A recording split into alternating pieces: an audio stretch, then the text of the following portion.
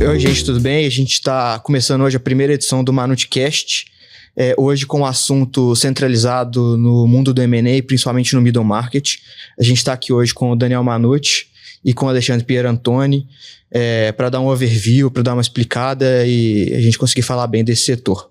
Queria pedir aos dois convidados para eles se apresentarem um pouco, falar um pouco da experiência deles no mundo do M&A, as principais transações e pontos de destaque que eles veem.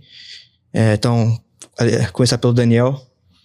Bom, muito obrigado. É um prazer estar aqui com vocês para falar sobre um tema tão relevante que faz parte da minha vida, que são operações de fusão e aquisição. Posso dizer que eu tenho cerca de 20 anos de experiência trabalhando com vendedores, com compradores, enfrentando desafios e aprendendo cada dia sobre esse mercado de fusões e aquisições que vem crescendo cada vez mais no Brasil, vem ficando mais difundido, e vai ser um prazer falar para você sobre esse tema aqui junto com o Alexandre, que é um colega que nós trabalhamos muito juntos em algumas operações de M&A e que vai trazer muitos insights positivos aqui e que vão engrandecer o nosso debate. Obrigado, Daniel. Alexandre. Obrigado, Thiago, pelo convite. Obrigado, Daniel, também pelo convite para estar com você aqui hoje.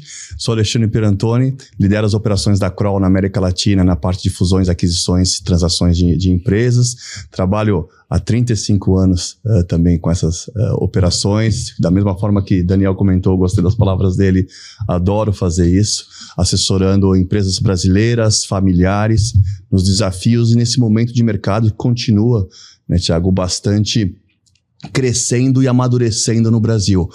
Fusões e aquisições são uma ferramenta de negócios para empresas, para os sócios, e nós temos tido o privilégio de participar em diversos setores e nessa evolução do que está acontecendo no mundo e no próprio Brasil. Maravilha. Acho que começando pelo Ale, a gente queria pedir para você dar um panorama sobre o M&A. A gente pode tratar tanto do âmbito global, Latam, Brasil. O que você vê de perspectiva para esse setor? Como que você está identificando as principais tendências? Tiago, acho que talvez tem que contextualizar um pouco que nós temos vindo aí nos últimos meses, né, num novo ambiente geopolítico global de muito mais incerteza, instabilidade, a previsibilidade muito menor. Mas eu destaco que, embora afetando o ambiente de negócios, não tem paralisado as transações e o interesse do investidor global. Não estou falando ainda de Brasil. Então, quando você olhar no ano passado, fechado, umas semanas atrás, nós tivemos um anúncio de 44 mil transações no mundo, né? Isso é quase 10% em termos de número de transações, maior do que no ano anterior. Então, mesmo num ano que nós tivemos ainda uma turbulência muito grande, muito ruído, conflitos bélicos mundiais, toda a questão de tarifas, taxas de juros alta, nós continuamos tendo um volume de transações bastante atrativo e crescente. E também alguns que nós chamamos grandes tickets, transações de porte em alguns setores. Isso foi no mundo. Na América Latina, liderado pelo Brasil, o Brasil representa cerca de 60% das transações anunciadas na América Latina. A América Latina representa cerca de 6% das transações globais. Nós tivemos uma estabilidade no Brasil em termos de transações anunciadas. Isso são decorrentes de alguns fatores. Um deles, e o principal, é um mercado ainda em grande consolidação, ou seja, transações de empresas médias, no que nós chamamos do mercado médio de tamanhos de empresas, que são empresas que faturam, e eu sei que é largo esse range, né, de 30 a seus 400, 500 milhões, mas esse é o que nós chamamos de middle market, né? São empresas que têm oportunidades de consolidação, empresas nacionais que têm necessidade de capital para investimento e crescimento, e tem uma questão de geração e sucessão. Então são desafios da empresa familiar que nós, né, Daniel, temos no nosso dia a dia a oportunidade de estar participando. Quando você pensa, e é isso que é essa multidisciplinaridade de setores, né, isso que sustenta esse número estável em torno de 1.400 transações anunciadas no Brasil ano passado, e é um patamar elevado, recorde, tá? Você tem dentro desses desafios todos essas oportunidades. E o mercado, quem está fazendo transação no Brasil, eu acho que isso é muito importante, é o brasileiro. É quem conhece o país. Então, 80% das transações anunciadas no Brasil ano passado foram entre empresas brasileiras. 60% das transações anunciadas no ano passado foram entre players estratégicos, ou seja, quem conhece o negócio, é alguém se fortalecendo na região, é consolidando o portfólio, e essa é uma oportunidade muito boa para comprador, para investidor, para a empresa que está se consolidando, porque você agrega conhecimento. Então, é um mercado, Thiago, que tem crescido, tem se expandido, tem se sustentado, né? Obviamente, nos últimos 2 anos, e eu volto a destacar a questão de taxa de juros e acesso a capital com mais desafio, né? Os motivadores de transação nos últimos 2 anos, nós tivemos que incluir empresas que não tiveram acesso a capital, o número de recuperações judiciais aumentou muito, mais do que dobrou no último ano em relação ao ano passado, chegando em 2025 a 4.500 processos de recuperação judicial no Brasil, a média alta já era 2.000. Então, você tem novos desafios que geram processos de fusões e aquisições de empresas. Mas o maior que tem está no ganho da transação, na boa oportunidade para a empresa e para o sócio que eventualmente está saindo. Então, o Brasil tem uma diversidade, eu digo muito, né? Eu estou baseado em São Paulo, mas é onde eu tenho uma sala, né? Eu estou no Brasil. E saiu do eixo Rio-São Paulo transação. O mercado mineiro é extremamente ativo, não só no setor que você pensa é mineração, né? Não, em todos os setores. E essa é uma vantagem que o Brasil tem em relação a alguns países. O fato de nós estarmos distantes de alguns conflitos, até fisicamente falando, né? Isso tem proporcionado uma boa atratividade. E dentro do contexto do investidor internacional também, ou mesmo do local, a questão de você ter essa diversificação de investimento é importante. Sim. Então, cada vez mais, o Brasil tem um papel no mercado internacional como atratividade. Sem deixar de falar, obviamente, o mercado consumidor local. Nós estamos falando de mais de 200 milhões de habitantes. Então, quando você pensa em América Latina, por onde você começa? Né? Nós estamos em alguns projetos juntos nisso. Por onde você começa? Onde eu tenho uma massa, tenho estabilidade, eu tenho estrutura para isso. Eu queria apenas complementar com relação a esse movimento do mercado de M&A no Brasil especificamente, nos últimos anos, especialmente no ano passado, e o que a gente já está vendo agora no início do ano, o que tem surgido de oportunidades, de operações, é que o capital estrangeiro, apesar da estatística trazida pelo Alexandre, que a grande participação no mercado de M&A foi desenvolvida por empresas brasileiras, o capital estrangeiro continua vindo forte para o Brasil. Apesar de todos os problemas que nós enfrentamos no Brasil e que todos nós conhecemos, não vale aqui repetir, o Brasil ainda é uma opção muito atrativa para o investidor estrangeiro. Pelo tamanho do mercado consumidor, é um país continental, né? Todo mundo conhece o potencial ou as potencialidades do Brasil. É um país que ainda continua em um processo de crescimento em termos de consumo e etc. E em razão das portas que foram fechadas em algumas partes do mundo. Então, existem restrições hoje para que os investidores estrangeiros atuem no mercado chinês, ou com Rússia, ou problemas relacionados ao México, ou eventualmente com Índia. Então, o Brasil é uma opção natural e vai continuar sendo. Né? Além disso, o Brasil também, do ponto de vista político, é um país que não tem travado batalhas globais, né, se posicionando de um lado ou de outro, a despeito de qualquer posicionamento político aqui. Então, eu acredito que esse mercado vai continuar, o Brasil sendo atrativo para o investidor estrangeiro, e que nós vamos ter muitos movimentos nesse ano de investidores estrangeiros vindo ao Brasil para adquirir não só grandes empresas, mas empresas de médio porte, para buscar consolidações regionais e até nacionais. Reforçando isso que você acabou de falar, Daniel, é exatamente isso que vai fazer nós termos um crescimento do volume de transações no Brasil nos próximos anos. É o aumento de participação, e eu diria, não é aumento, é a recuperação, porque o investidor estrangeiro já participou muito mais no Brasil, quer dizer, ele tem essa confiança de Brasil. É a recuperação, tá? Que num momento mais turbulento todo mundo fica mais restritivo, mas é a recuperação, o retorno para investimento na economia real, né? E isso vai ser, obviamente, nos grandes setores de óleo e gás, de mineração, de energia, de infraestrutura, mas mais ainda, Daniel, no setor de empresas médias. Né? Hoje nós já começamos a ver esse movimento do investidor estrangeiro. Quando você olha a Bolsa de Valores do Brasil, 58% do capital é internacional. E isso é um número bom. Tá? Esse movimento na Bolsa de Valores ele é mais rápido, porque você tem mais liquidez, mas ele vai voltar sim, você está totalmente correto, para o mercado da economia real, que é quem também vai voltar, o investidor de private equity, o investidor financeiro, para o investimento na economia real.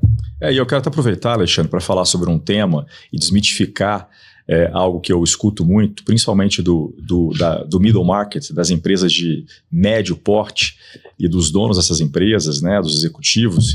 O mercado de fusões e aquisições não é para mim, é apenas para grandes empresas. Eu não tenho que me preocupar com esse movimento agora, nesse momento, não é algo que vai me alcançar.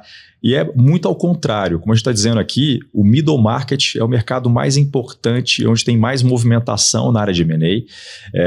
Muitas empresas estrangeiras preferem negociar com as empresas de médio porte do que com as grandes empresas, principalmente para atingir alguns mercados regionais no Brasil. Então, o meu recado para o empresário, dono de uma empresa posicionada no middle market, mesmo empresas familiares, se preparem para amanhã abrirem essa porta, seja para acessar um capital mais barato, seja para ter um sócio estratégico que vai trazer know-how, que vai trazer expertise, que vai trazer conhecimento, gestão, que vai gerar sustentabilidade para o seu negócio.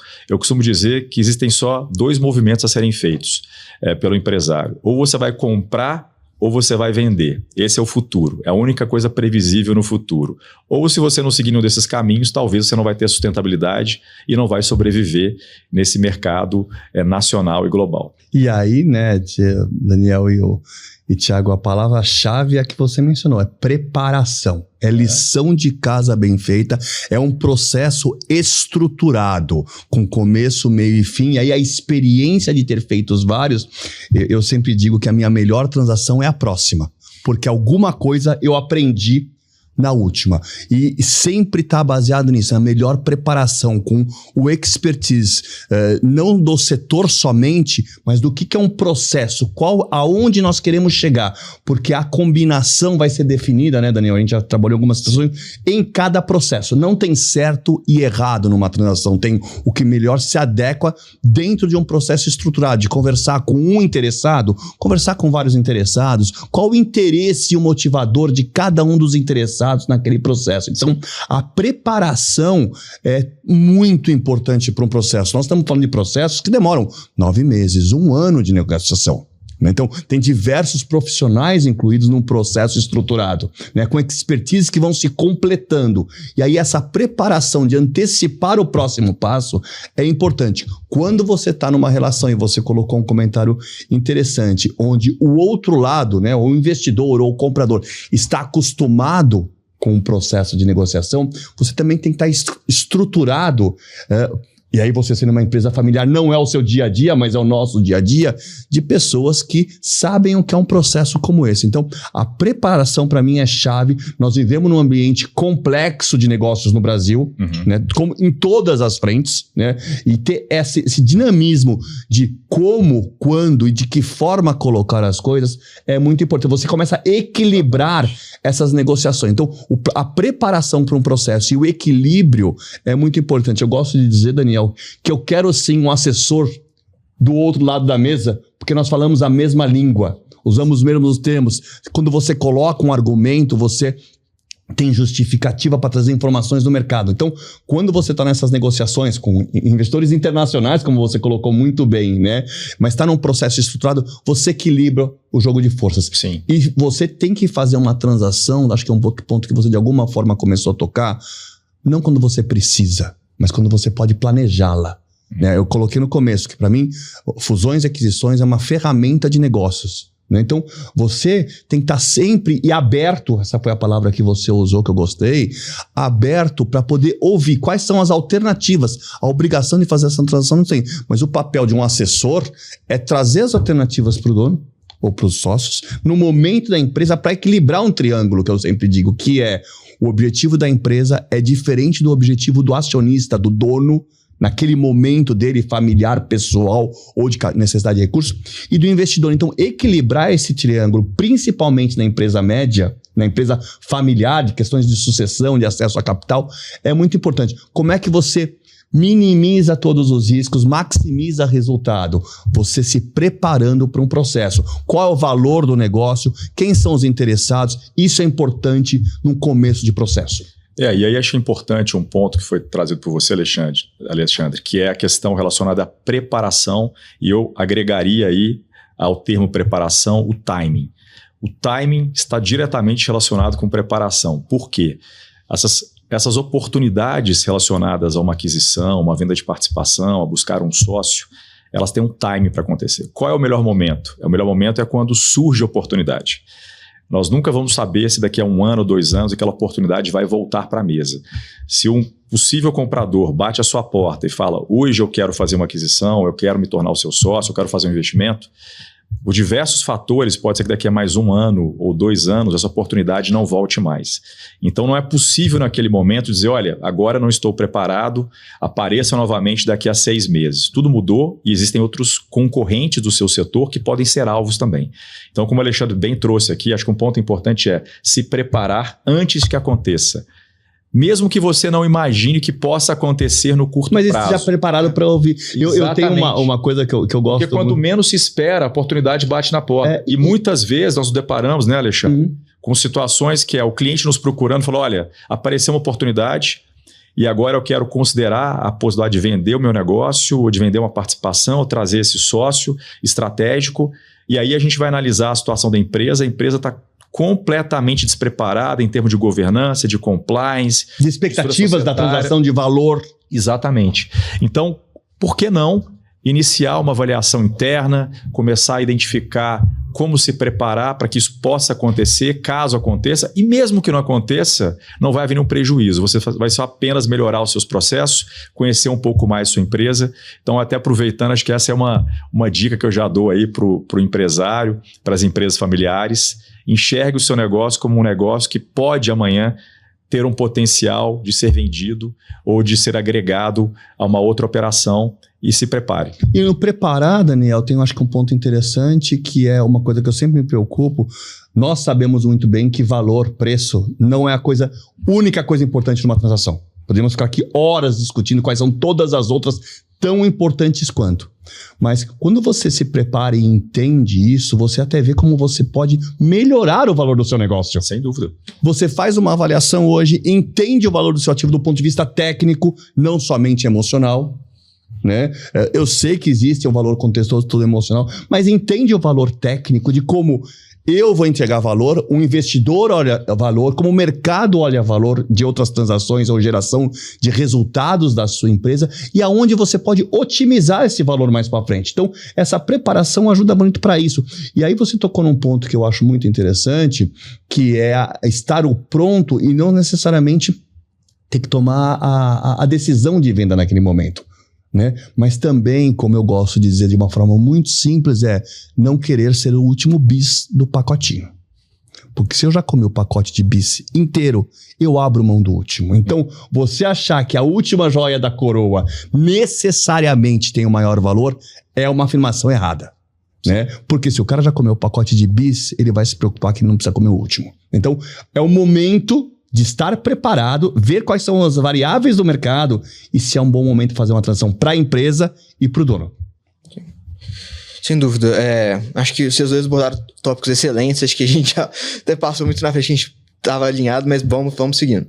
Acho que outro ponto que a gente precisa entender é quais são as etapas de um processo de fusões e aquisições. Daniel, acho que pode começar nessa parte. E quais são os principais pontos que os empresários têm que observar em cada uma dessas etapas? Tá.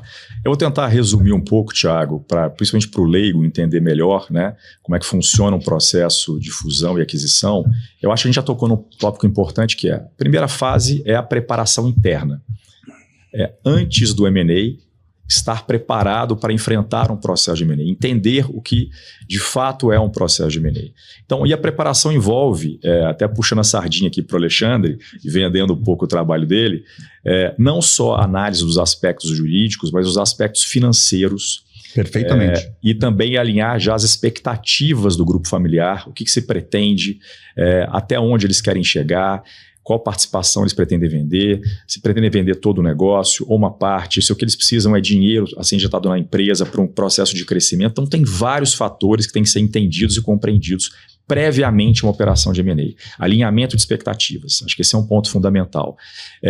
A partir daí, quando o processo se inicia, realmente existe um interessado na aquisição daquele ativo, daquela empresa, ou que tem interesse em fazer um investimento na empresa-alvo desse grupo familiar, o ponto fundamental, é claro, está sempre cercado por bons profissionais.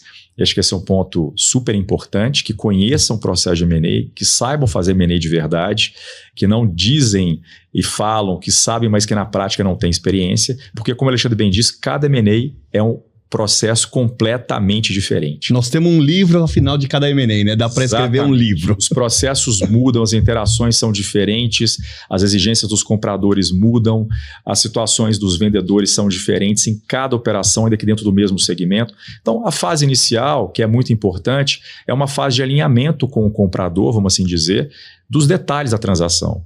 Então, qual vai ser a participação a ser adquirida na empresa, se é um processo de venda de participação ou o que a gente chama de cash-in, de injeção de capital dentro da empresa, com aumento de capital, como é que vai se dar a gestão da empresa após a venda, quais são os objetivos do negócio com esse investidor estratégico, enfim. Esses detalhes iniciais, mais resumidos, devem estar inseridos num primeiro documento que vai estruturar em parte a operação. É um documento não vinculante, ninguém se obriga nesse momento, mas a obrigação que é assumida é que eu possa fornecer informações para o comprador num determinado prazo, período, para que ele faça uma diligência e avalie o meu negócio, para que, se a diligência for satisfatória, ou seja, se não for encontrado nessa diligência grandes problemas, grandes contingências, grandes passivos, para que o comprador possa levantar o sinal verde ou a bandeira verde e falar, vamos em frente, e aí a gente parte para uma outra etapa. É claro que a gente não pode esquecer, a fase inicial é a assinatura de um contrato de confidencialidade para que a gente possa iniciar uma conversa. Esse é um fator fundamental. Bom, dando sequência, eu acho que a próxima fase, depois do sinal verde do comprador, depois de uma diligência bem elaborada, e esse também é um ponto que vira um problema muitas vezes nas transações, nos trabalhos que nós desenvolvemos, é porque o vendedor não tem uma organização de documentos, de informações, está completamente desorganizado muitas vezes. Nós enfrentamos muito isso, né, Alexandre?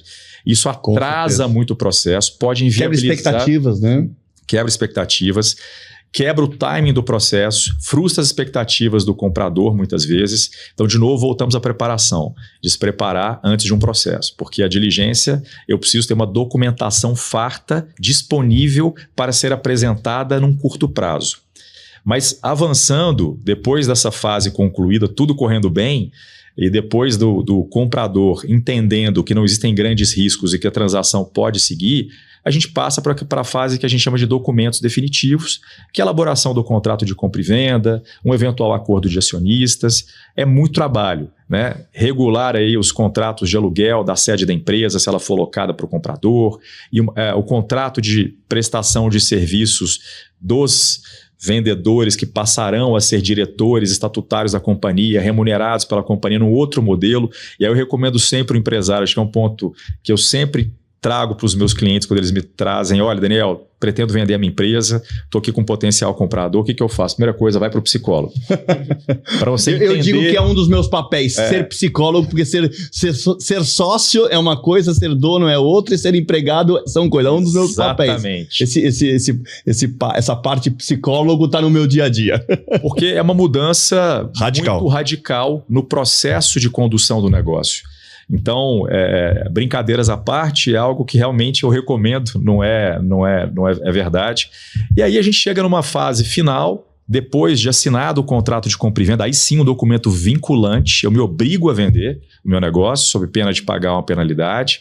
E aí vem uma série de condições, obrigações, etc. E condições que a gente chama de precedentes ao negócio, que de repente vai ser exigido pelo comprador. Se eu sou uma limitada que me transforme no SA, se eu tenho empregados, entre aspas, que estão como prestadores de serviços e o comprador pretende que eles sejam empregados para evitar qualquer risco de compliance, que você encerre essa relação contratual e os contrate como empregados. Então tem uma série de etapas a serem cumpridas ainda depois da assinatura dos contratos definitivos ou do contrato de compra e venda, e depois a gente chega no fechamento, que é a etapa final, onde basicamente eu entrego a chave da empresa ou assumo os novos sócios e crio uma nova relação. Então acho que esse é o processo de forma resumida, Thiago, mas é muito mais complexo do que isso. E talvez eu adicionaria aí ao Daniel, acho que falou perfeitamente do processo, né? Mas quer dizer, qual é o papel do assessor financeiro? Isso. Né? Dentro desse processo, e acho que uma outra coisa que eu gosto de dizer sempre eu tenho que ser o melhor maquinista deste trem em cima do trilho. Né? Então eu nem preciso ser um expert da indústria. Né? Obviamente, quanto mais eu conhecer, melhor. Mas eu não preciso ser um expert em tudo que eu faço. Mas eu tenho que ser o melhor maquinista carregando a carga que esse trem está carregando em cima de um trilho.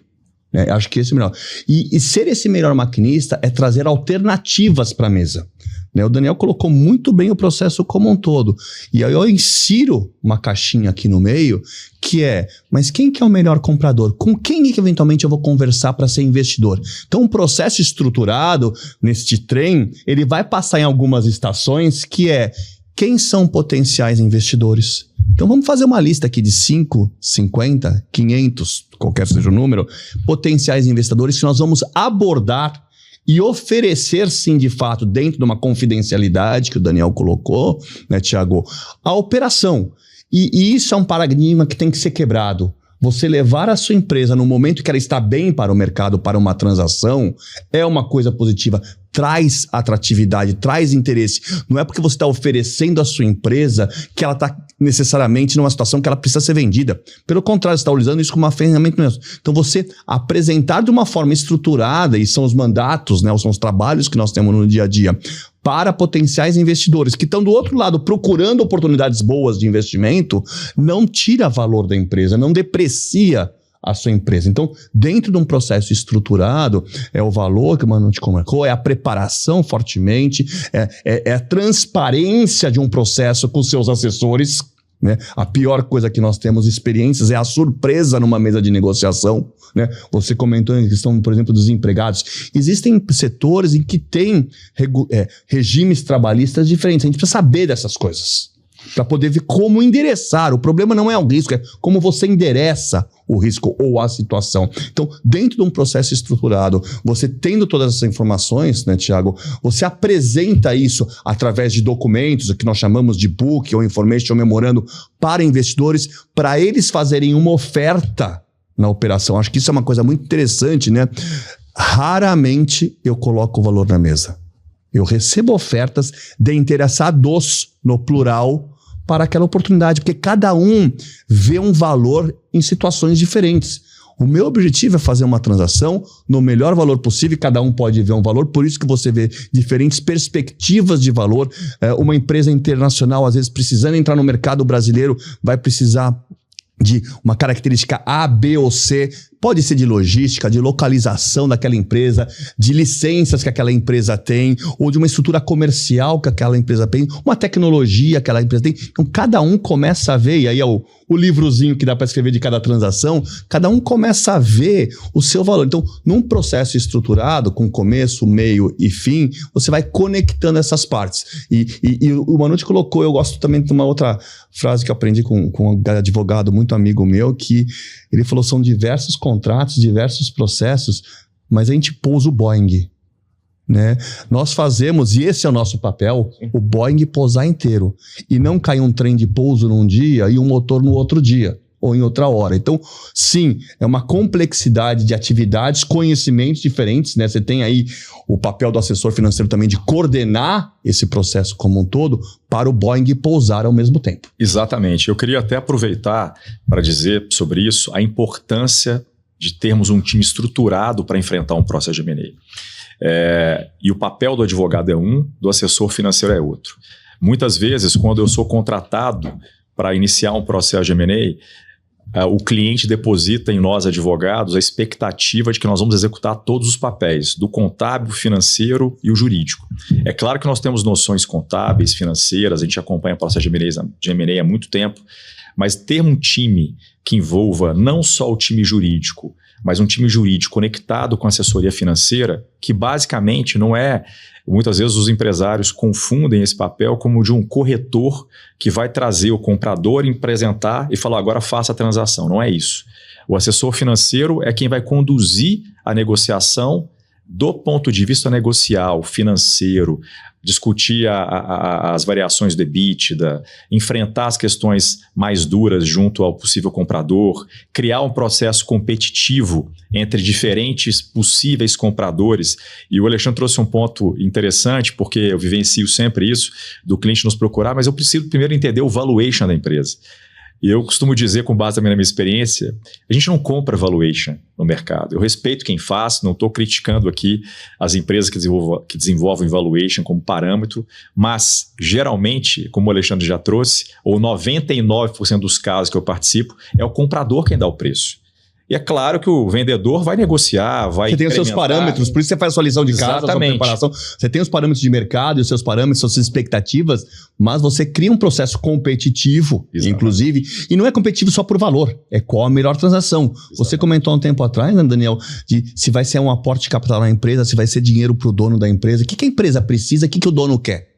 Né? É uma questão de sucessão, onde você pode fazer... Às vezes a melhor coisa é você não vender o 100%, porque você cria mais valor, e é o que eu digo, em muitas transações, quantas a gente já não viu, a melhor transação não é aquela primeira que você está fazendo, é a segunda, quando você vai vender o resto da tua participação. Exatamente. Então, esse processo de você entender o que é bom para a empresa, né? E não é só o valuation, colocou muito, Danilo, faz parte de um processo estruturado. Sim, e aí a gente entrando um pouco, Thiago, acho que é importante explorar, Alexandre, um pouco dos desafios que a gente vive. Isso. É porque os desafios fazem a gente aprender. E aí a cada dia, com mais desafios, nós aprendemos mais, né? Então, pegando aqui um gancho naquilo que nós já falamos aqui até então, a gente passa pela preparação, a gente passa pelo alinhamento de expectativas com o grupo familiar, com quem quer vender ou atrair um sócio.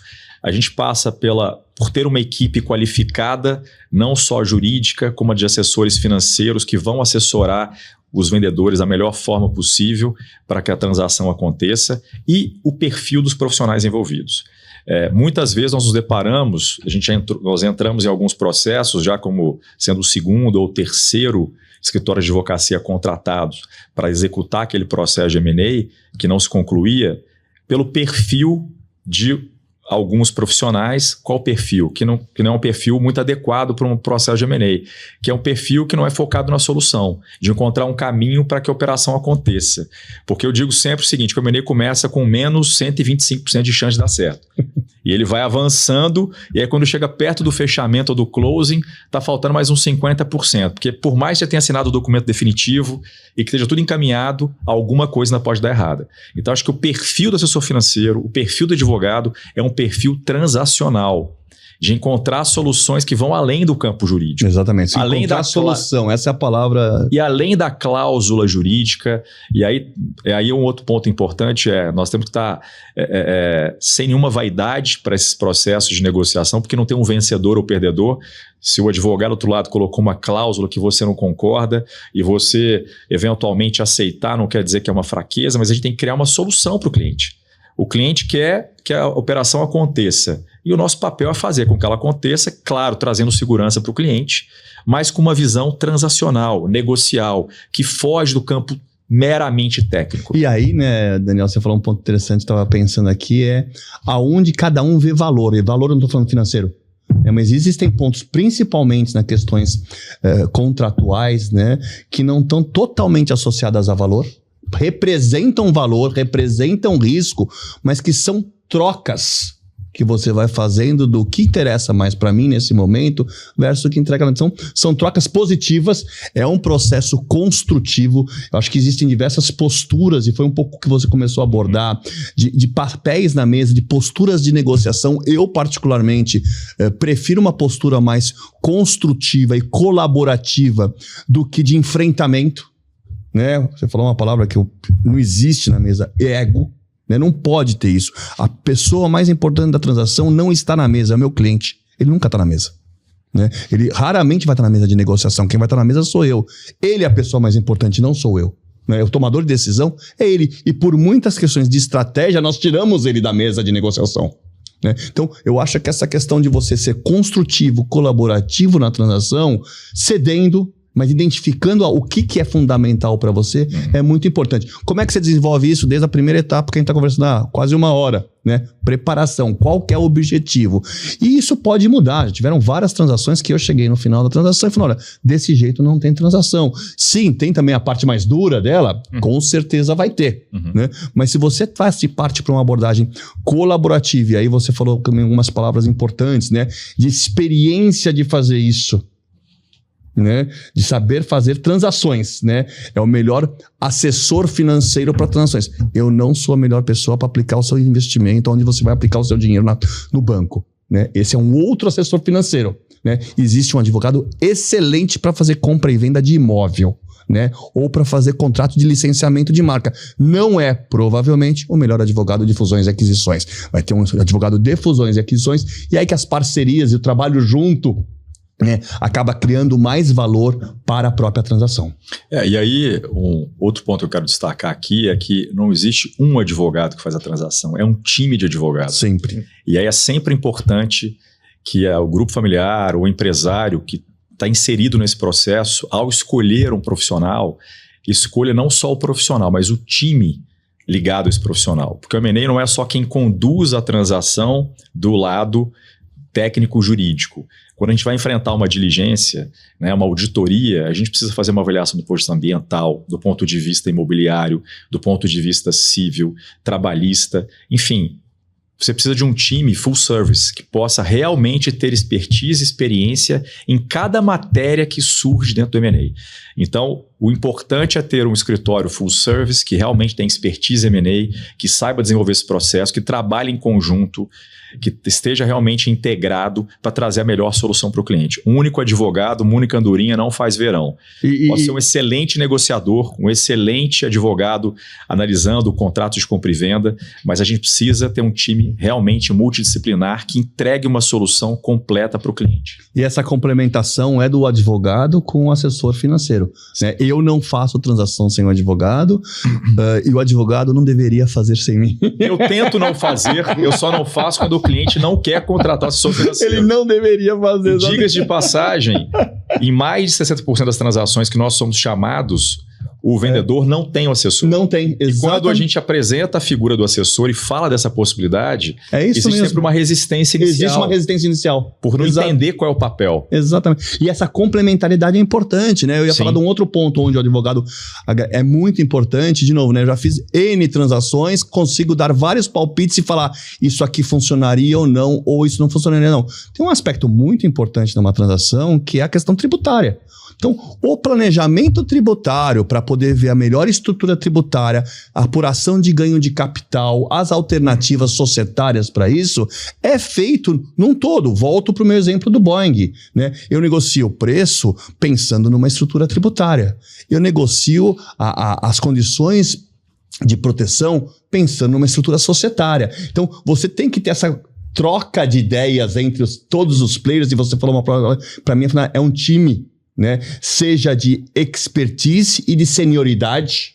Exatamente. Né? Que você coloca na mesa em cada momento que vai se completando. Então, pensar no todo é muito importante. Muitas vezes a gente precisa parar de olhar só a árvore e olhar a floresta. E aí eu trago o especialista para cada árvore no momento oportuno. Esse é muito um papel do assessor financeiro também.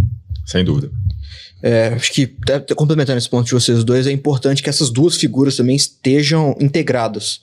Não adianta você ter um assessor financeiro e um assessor jurídico que não se comunicam, que não conseguem trabalhar em conjunto de uma forma síncrona. Essa sinergia entre esses dois players é uma coisa muito importante e tem muito deal que acaba dependendo ou ficando travado por conta de falta de comunicação entre esses dois lados. E aí, Thiago, me ajuda, só você abriu a porta, deixa eu aproveitar ela aqui. O fato de já ter feito outros trabalhos juntos, nessas parcerias, sim, agrega muito valor. Porque você sabe para onde vocês estão indo. Sem dúvida. Acho que mudando um pouco de página, eu queria falar um pouco sobre o ambiente regulatório do Brasil. A gente sabe que o Brasil é bem complicado nesse quesito, mas, como vocês falaram, os investimentos internacionais continuam vindo para cá. Eu queria entender um pouco do papel que esse ambiente regulatório tem nas fusões e aquisições e como que a gente trabalha essas operações considerando esses pontos que a gente tem no Brasil. Os pontos regulatórios, eles são sempre uma preocupação de qualquer investidor internacional que faz investimentos em qualquer parte do mundo. É entender se aquela atividade é regulada, como conseguir as licenças, o processo de obtenção de licenças, barreiras alfandegárias. Esse é um passo sempre fundamental, é um pré-check antes de iniciar uma transação. Do lado do vendedor, o ponto fundamental dentro da preparação que nós falamos aqui é que essas licenças estejam realmente regulares. Então, vou dar um exemplo agora recente, numa transação relacionada a uma indústria na área de químicos, em que nós estávamos assessorando o vendedor. O ponto crucial que quase impediu que a transação acontecesse foi o aspecto regulatório, o fato da empresa ter tido alguns problemas com a renovação das licenças ambientais, e no Brasil, você sabe bem disso, o aspecto ambiental, regulatório ambiental é um dos mais importantes, e aqui no Brasil o tratamento que é dado é muito sério, as licenças, os órgãos ambientais são muito restritivos para a concessão de licenças na área industrial ou na área de exploração mineral. Então, é necessário ter uma atenção redobrada sobre esse ponto. E aí quem está no processo, ou pretende estar no processo de venda do seu negócio e que está num ambiente muito regulado, falando de preparação mais uma vez, o importante é deixar isso tudo muito bem organizado, as licenças todas organizadas, em processo de renovação, se for o caso, para que isso não seja uma barreira para um fechamento de um negócio. E aí, Daniel, me permite um comentário em cima disso. Deixa alguém de fora olhar isso, né? Não é você achando que você tem a coisa perfeita, né? Eu acho que seja eu, seja alguém, né? É importante que alguém que tenha experiência do outro lado critique isso, avalie isso, né? Quantas empresas a gente não viu, né? Eu não tenho nenhum problema trabalhista, não tenho nenhum problema tributário, eu tenho todos os registros, eu tenho uma contabilidade perfeita. É sempre esse discurso. É sempre esse discurso, porque para você está fazendo direito. Né? E você está fazendo direito dentro do que você conhece. Né? Eu estava numa conversa hoje de manhã, né, que eu gostei muito.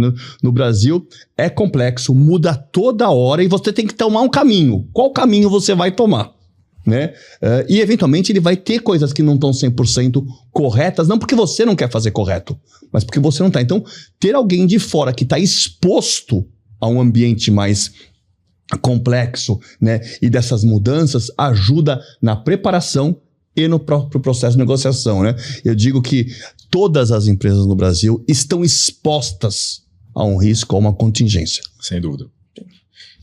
Aí, Alexandre, eu queria entender um pouco de como que isso impacta no preço, na modelagem financeira, como que a gente trabalha essas complexidades no modelo financeiro que a gente prepara e apresenta numa operação.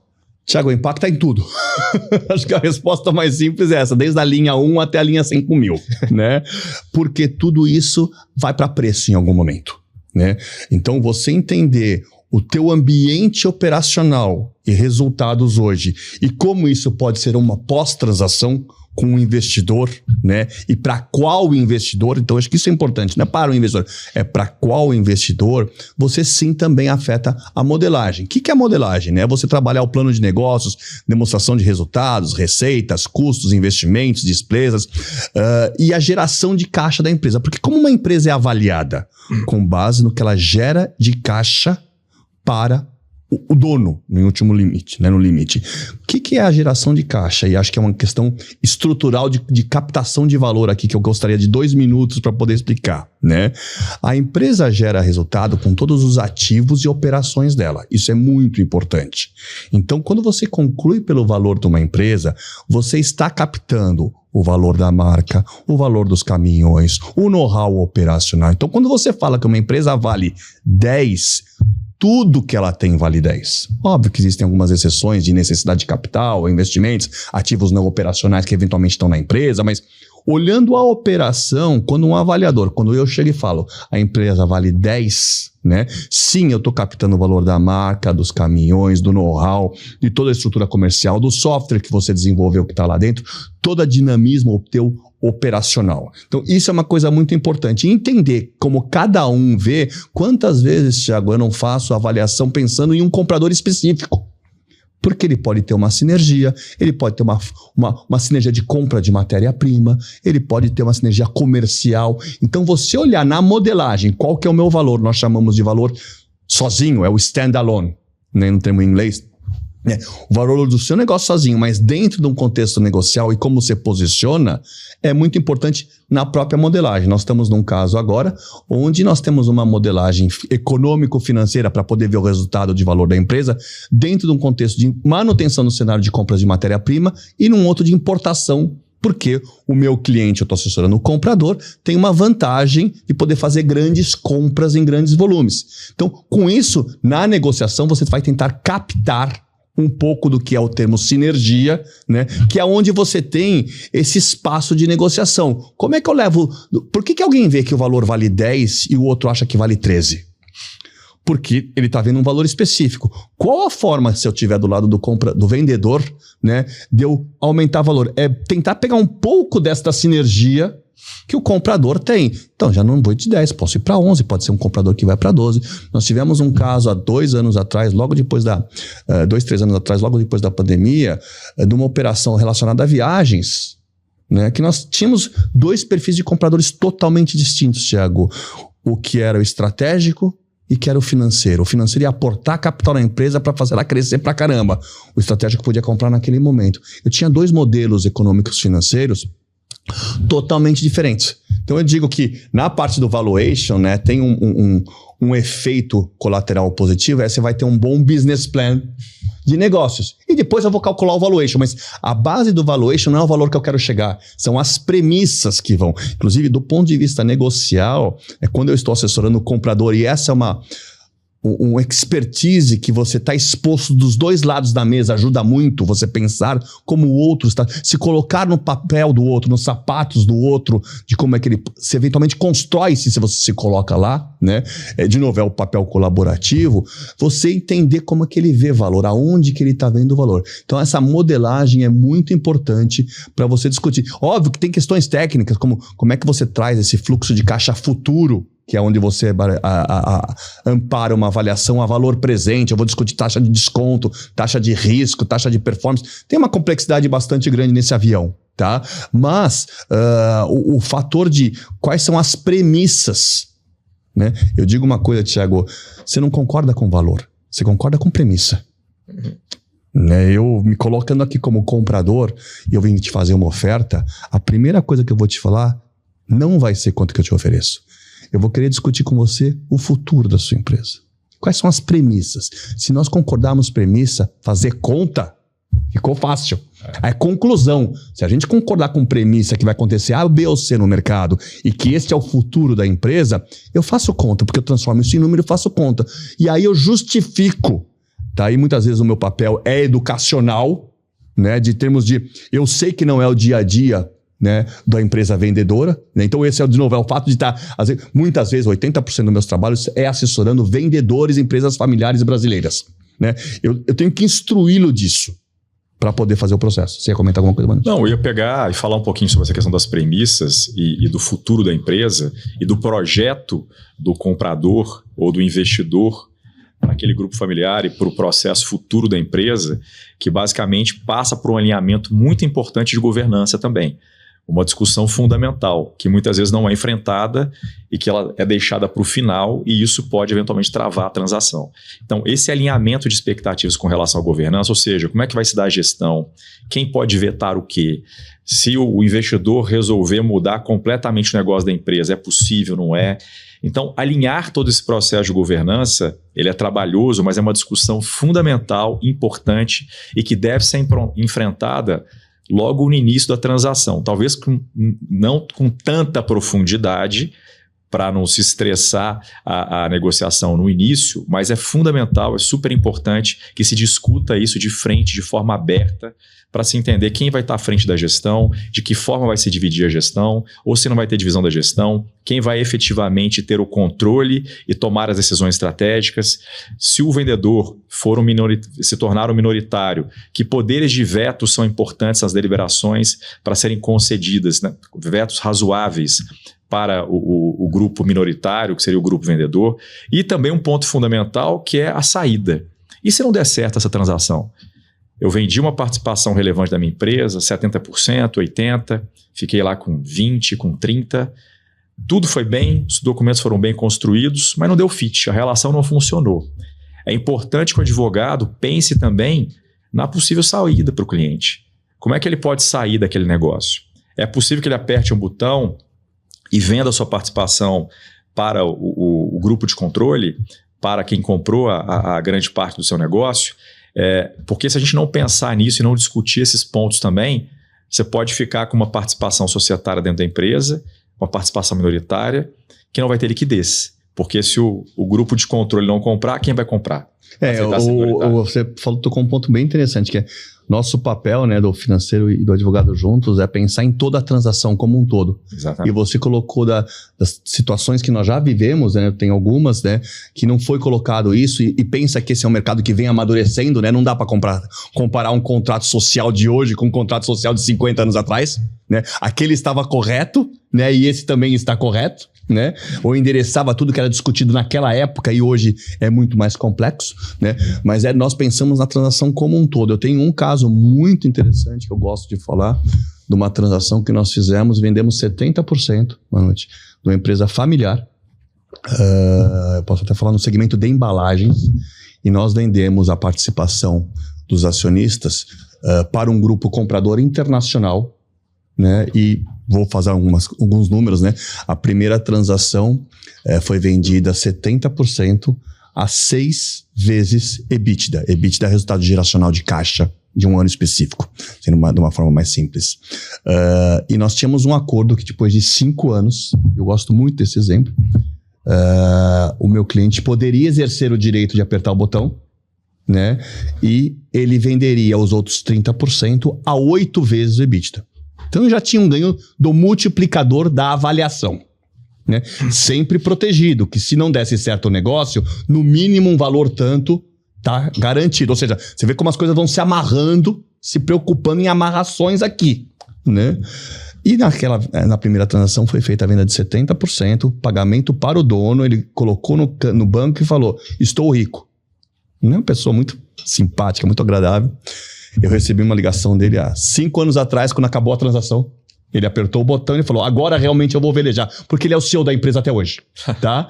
Mas ele falou, agora eu vou velejar, né? E apertou o botão e ele falou pra mim, literalmente, Alexandre, eu achei que eu estava rico e que eu estava aposentado quando nós vendemos a participação, né? 70% da empresa 6 vezes, né? O que essa empresa cresceu em 5 anos. Com o multiplicador, agora eu sei o que é uma transação, porque aconteceu o que você falou, né? Eu pensei no dia seguinte dela, no benefício da transação com a multinacional e como ele não deveria vender os 100%, tá? Eu poderia ter vendido 100% 5 anos antes. A discussão toda, eu falei, não, peraí, tem uma pessoa jovem, uma pessoa que quer continuar na frente do negócio, vai colocar um recurso para a família muito bem, mas ele quer continuar. Então a melhor transação é aproveitar essa sinergia dos dois para poder montar uma transação. E aí não existe uma transação igual a outra. Não existe. E aí eu queria tocar num outro ponto super relevante também em processos de M&A que merece uma atenção especial, que é o chamado earn-out. Então, basicamente, o earn-out é um direito que pode ser alcançado por parte dos vendedores de obter um adicional de preço. Se a empresa foi negociada por 100 milhões de reais, é possível estabelecer algumas metas e algumas vezes o comprador estabelece essas metas para que o vendedor, além dos 100 milhões, possa receber, por exemplo, mais 20, desde que determinadas metas e KPIs sejam alcançados. Esse é um ponto super desafiador e eu já enfrentei muitas e muitas vezes discussões relevantes e importantes com relação ao cálculo desse earn-out, se ele foi ou não alcançado. Isso é um grande ponto de desgaste e é muito fundamental estressar muito esse ponto, discutir muito bem, negociar muito bem, estabelecer cláusulas objetivas e ter um assessor financeiro, além do assessor jurídico, para medir e mensurar depois o atingimento do earn-out, porque isso é dinheiro na mesa. E está associado à performance futura. Exatamente. Né? Que quem tem controle disso, né, tem uma série de variáveis. Quem controla a empresa. Exatamente. E aí tem uma série de variáveis e fatores, então isso tem que ser muito bem negociado para que essa expectativa não seja frustrada. Eu já enfrentei muitos litígios pós-deal, pós-transação, discutindo especificamente... Você vai discutir isso daqui a 5 anos, né? Exatamente. O earn-out, porque o vendedor fica com aquela expectativa, trabalha para alcançar aquela meta. Quando ele acha que alcançou a meta, vai para a mesa e chama o comprador. Ele fala, não, você não atingiu a meta. Está faltando isso, o cálculo está equivocado, o EBITDA não foi esse. E aí existe uma discussão enorme e uma celeuma sobre isso. Então, e aí a experiência faz, né? Você até mencionou, o EBITDA não foi esse, por isso que a experiência traz. Poxa, você tem que travar o quanto mais para cima, melhor. Em vez de travar a EBITDA, vamos travar a receita. Ou não, vamos trabalhar volume. E dependendo do lado que você tá, uma ou outra variável pode ser mais interessante.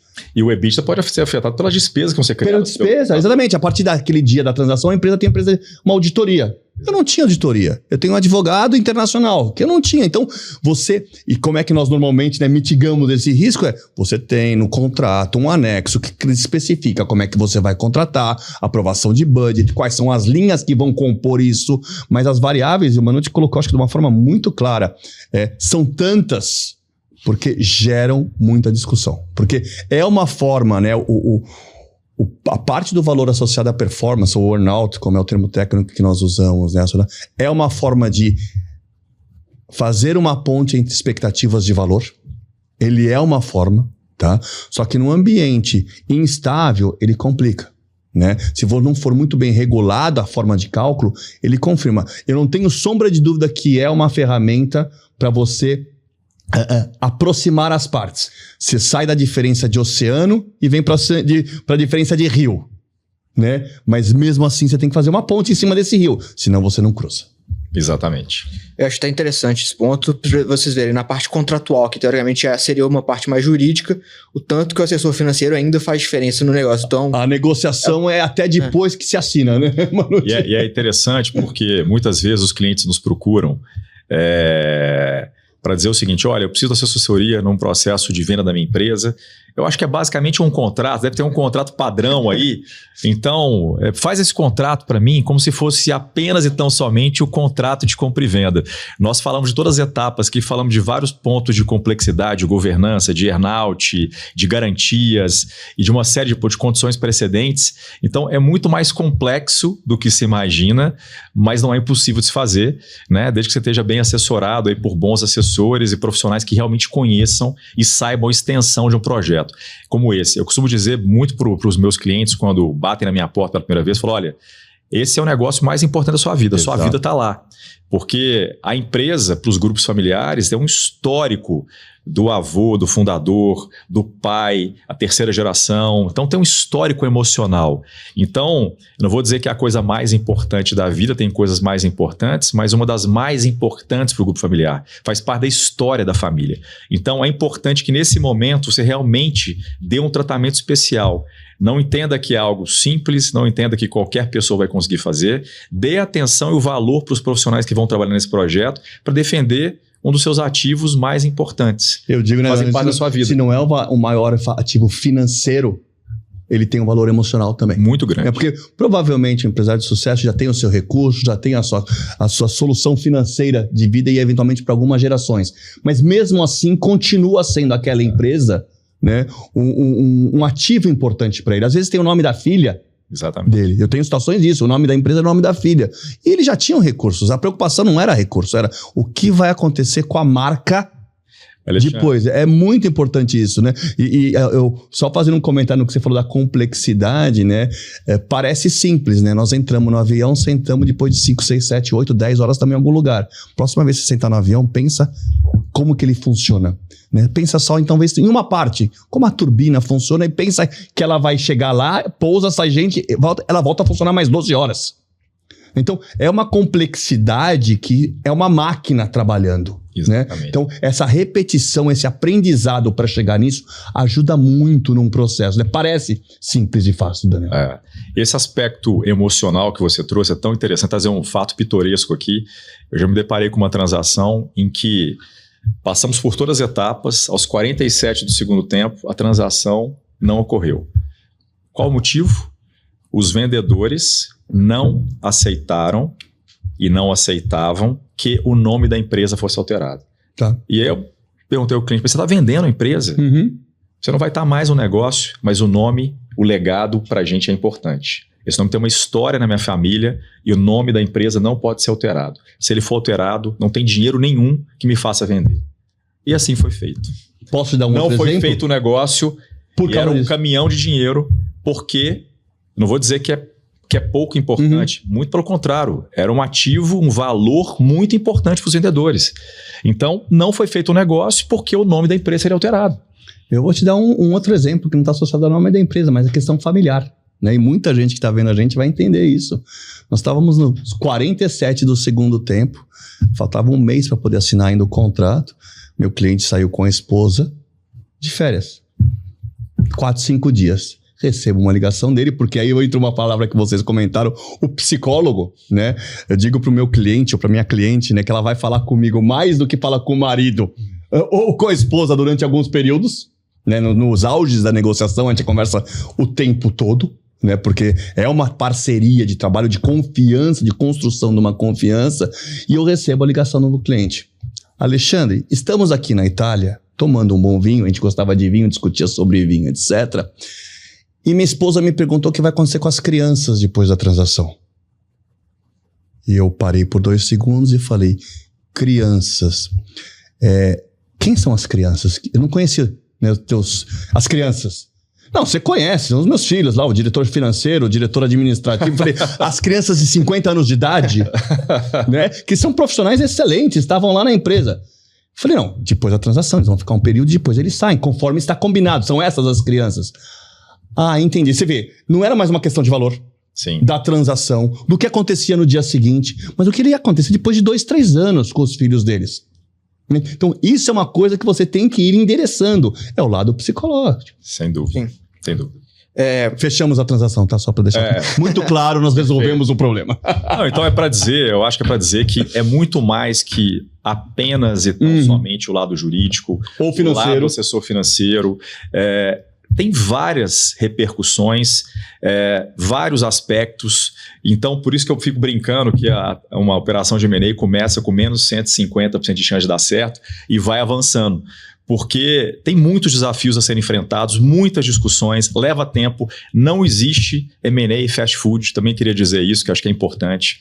Não se fecha a transação em 3 meses. Não se fecha. Às vezes o cliente aparece e fala, olha, eu tenho que fechar a transação mês que vem. Peraí, mas mês que vem? Como assim? Não, mas vocês já estão avançados, estão na fase já de fechamento? Não, nós vamos começar agora. Não assinamos nenhum documento, nem o contrato de confidencialidade. Mas a gente precisa fechar em 1 mês. Não existe essa possibilidade. E eu também costumo dizer, por toda a complexidade que nós trouxemos aqui hoje, do processo de M&A, e além disso, acho que outro ponto fundamental é que não existe, ainda que o M&A seja pequeno, se é uma transação de 1 milhão ou de 300 milhões de reais, em tese, as etapas são as mesmas. A de 1 milhão vai dar mais trabalho. É tão trabalhoso quanto a transação de 100 milhões de reais. A de 1 milhão vai dar mais trabalho. Exatamente. Não é verdade? Então, exatamente. Pensar grande e pensar pequeno dá o mesmo trabalho. No M&A, pensar pequeno dá mais trabalho ainda. E eu adicionaria um comentário em cima disso que você está colocando, Manute. Tem o assessor certo para aquela empresa, para aquela transação. Né? Tem transações em que o melhor assessor não sou eu. Né? Pode ser um banco de investimento na Faria Lima de São Paulo. Né? Porque é um perfil diferente. Então, essa questão da sinergia e do relacionamento do assessor com o cliente, com a cliente, é extremamente importante. Então, tem sim um sapato para cada tamanho de pé. Né? Tem transações em que você quer um banco assessorando, porque é uma transação que vai envolver financiamento, captação de recursos, tem uma estrutura internacional, de fato. Né? Mas tem transações em que você quer aquela pessoa que esteja aqui, presente, local, conheça. Quantas vezes este é o diferencial, o fato de você estar presente na cidade, na região, conhecer aquele setor, já ter feito transações naquele setor. Né? Conhecer, hoje em dia é muito fácil você produzir uma lista de potenciais interessados. Né? Minha equipe produz rapidamente isso junto comigo e a gente chega à conclusão, mas para quem ligar, como conversar, né? E quem que vai ser o seu melhor assessor, cada transação é única. Você falou há um tempo atrás, Daniel, que às vezes você entra como 2º ou 3º advogado do processo. Né? E acontece isso exatamente com o financeiro. Existe uma necessidade de comprometimento e transparência entre as partes. Né? E sim, o investimento dos dois lados, para haver comprometimento. Né? Você comentou muito, não é só apresentar as partes, é o corretor, etc. Eu não sou corretor. Eu não faço esse trabalho. Eu prefiro não fazer. Eu sei o que eu não quero fazer, para mim é muito claro. Né? Eu prefiro fazer, porque eu quero fechar boas transações, porque essas são as transações que me levam para a próxima. O meu melhor vendedor é o meu último cliente.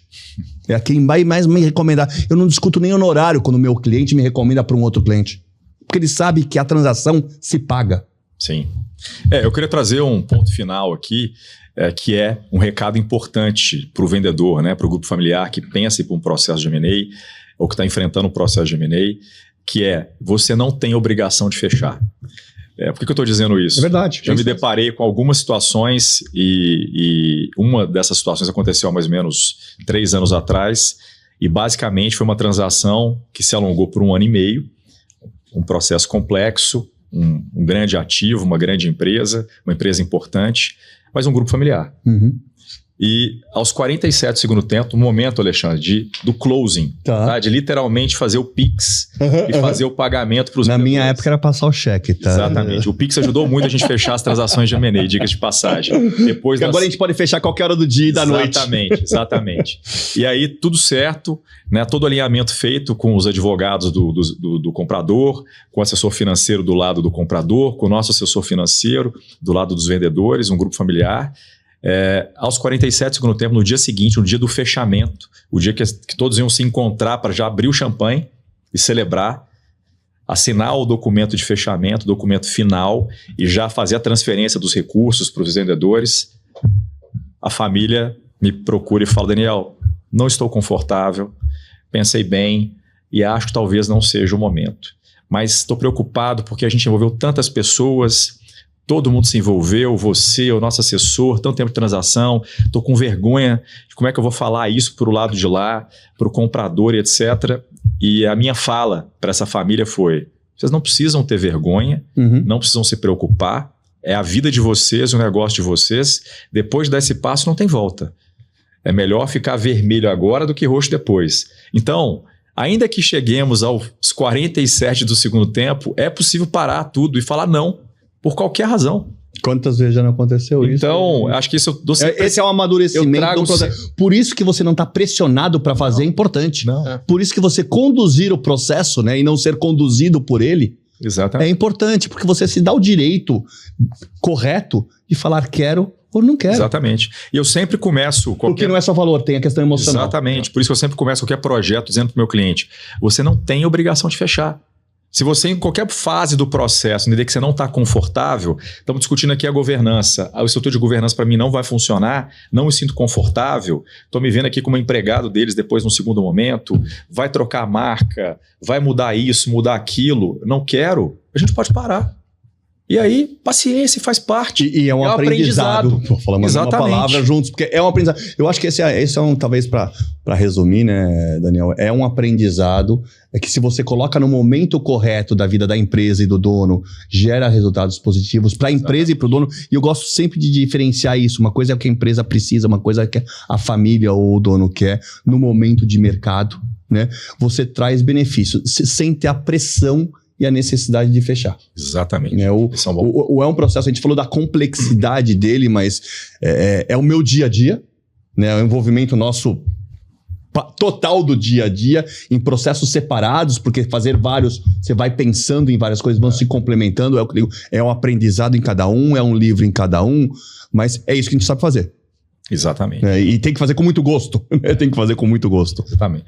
Eu quero fechar só a minha participação e trazendo como última fala um recado aí direto para quem pretende um dia ou enxerga um dia a possibilidade de fazer uma transação, uma operação de fusão e aquisição, que já comece a enxergar o que dever de casa eu devo fazer para me preparar para um processo como esse.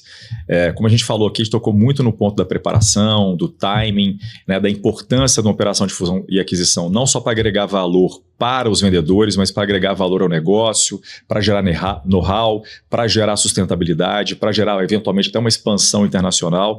Então, acho que é importante pensar com carinho como um plano de crescimento, um plano de desenvolvimento, um plano de proteção, de hedge. E como eu falei no início, né? Ou você vai vender o seu negócio ou você vai comprar. Eu não vejo outro caminho que não seja esse para o futuro das empresas de médio porte no Brasil. Obrigado a todos, obrigado aí por essa entrevista e foi um prazer estar com vocês. Eu encerro dizendo só uma coisa, converse. Eu acho que é um processo de conversar, Thiago, entender. A transação do seu vizinho com certeza foi mais complexa do que ela parece quando vocês estão tomando um vinho, né? E conversar com pessoas que fazem transações vai mostrar isso. Então, esse processo educacional de si mesmo, né, é antes ainda da preparação de entender o que é isso, né? E de novo, reforço, o do seu vizinho foi mais complexo do que parece. Mas a sua vai ser menos complexa se contar com a gente, né, Alexandre? Com certeza. Com certeza. E melhor. Obrigado. Então é, gente. Muito obrigado pela participação. Alexandre, Daniel, até a próxima. Obrigado. Obrigado.